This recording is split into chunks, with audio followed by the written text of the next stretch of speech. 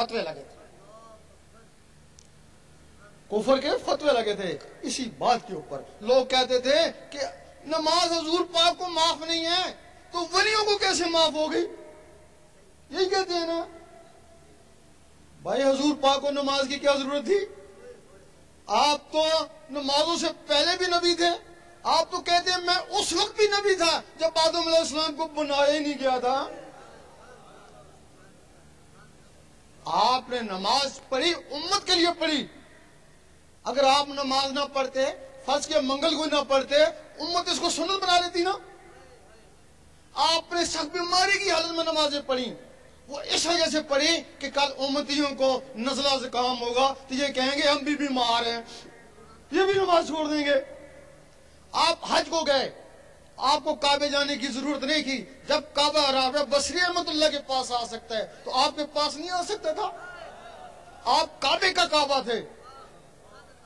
لیکن اگر آپ کعبے کو نہ جاتے، آج جو لوگ کہتے ہیں ہم حضور پاک جیسے ہیں، تو وہ کیسے کعبے کو جاتے؟ وہ کہتے ہیں خود تو گئے نہیں، ہم کو کہہ کے چلے گئے۔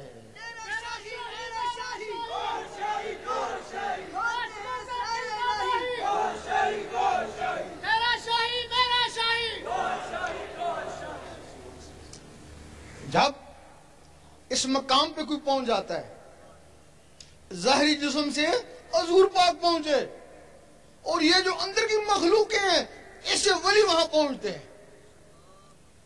جب وہاں پہنچتے ہیں پھر ایک دوسرے کو پیار سے دیکھتے ہیں۔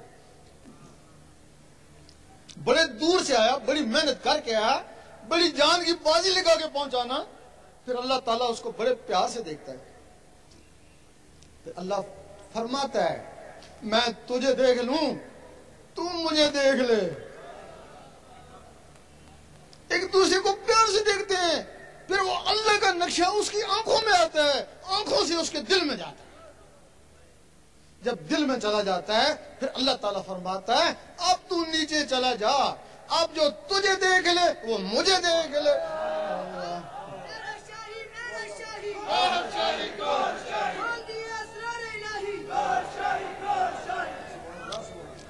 اس کو کہتے ہیں کامل مرشد۔ اس کے لیے سگی سلطان بہو نے فرمایا مرشد دا دیدار پاؤ میں نے لکھ کروڑا جاؤ۔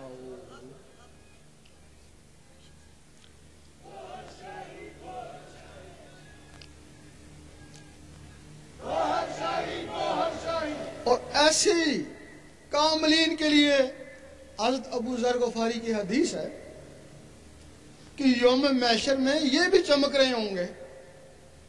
لوگ پوچھیں گے یہ کون سا نبی ہے؟ آواز آئے گا نبی نہیں ولی تھا۔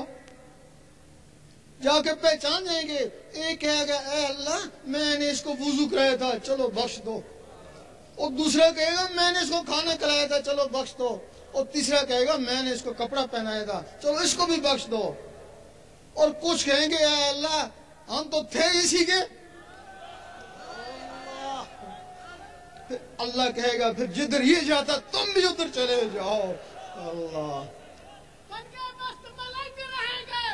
تیرے سنگ رہیں گے، دنیا والے تنگ رہیں گے، تیرے سنگ رہیں گے، تیرا شاہی میرا شاہی، گوہر شاہی گوہر شاہی، عشق کے دل کا ماہی، گوہر شاہی گوہر شاہی۔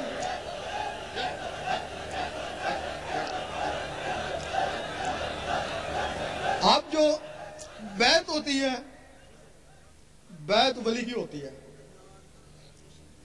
اب ہمارے زمانے میں وہ رسم کا رواج ہے، لوگ دنیا کے لیے بیعت ہوتے ہیں۔ سگی سلطان بو رحمۃ اللہ فرماتے ہیں اگر کوئی دنیا کے لیے بیعت ہو یا کوئی بیعت کرے تو دونوں حرام ہیں۔ بیعت اللہ کے لیے ہوتی ہے اور اللہ کے ولی سے ہوتی ہے۔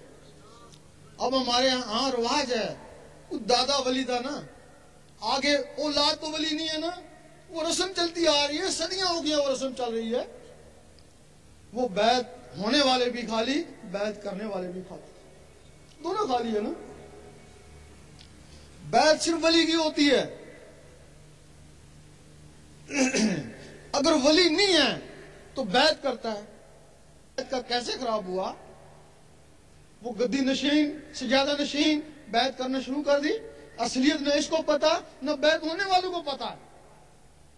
ہمارے عالموں نے دیکھا کہ یہ جو گدی نشین ہے اندر سے تو خالی ہیں، ان کے پاس علم بھی نہیں ہے، اگر یہ بیعت کر سکتے ہیں تو ہم بیعت نہیں کر سکتے، ہمارے پاس تو علم ہے۔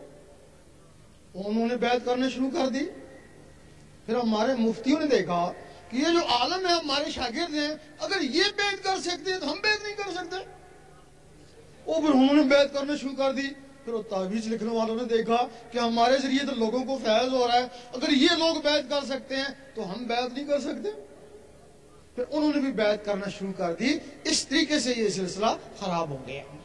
نعرہ تکبیر، اللہ اکبر، نعرہ رسالت، یا رسول اللہ، تیرا شاہی میرا شاہی، اللہ تعالیٰ کے 99 نام ہیں، سارے جانتے ہیں۔ 98 صفاتی ہیں، ایک ذاتی ہے۔ 1,24,000 نبی صفاتی اسماء والے مل کر بھی اس میں ذات والے کو نہیں پہنچ سکے۔ یہ اگر اس میں ذات ملا تو حضور پاک کو ملا، حضور پاک کو تو فیض اس امت کو ملا۔ باقی نبی صفاتی اسماء کا ذکر کرتے ہیں، موسیٰ علیہ السلام یا رحمانوں کا، عیسیٰ علیہ السلام یا قدوسوں کا، سلیمان علیہ السلام یا وہابوں کا، داؤد علیہ السلام یا ودودوں کا، اور باقی نبی اپنے اول العزم مرسل کا کلمہ پڑھتے ہیں۔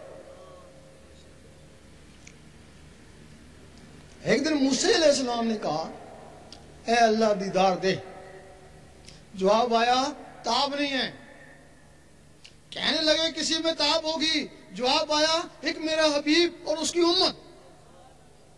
موسیٰ علیہ السلام کو جلال آ گیا، میں نبی ہو کے امتی کی برابر نہیں، جلوہ دے دیکھی جائے گی۔ جلوہ پڑا، موسیٰ علیہ السلام بے ہوش ہو گئے۔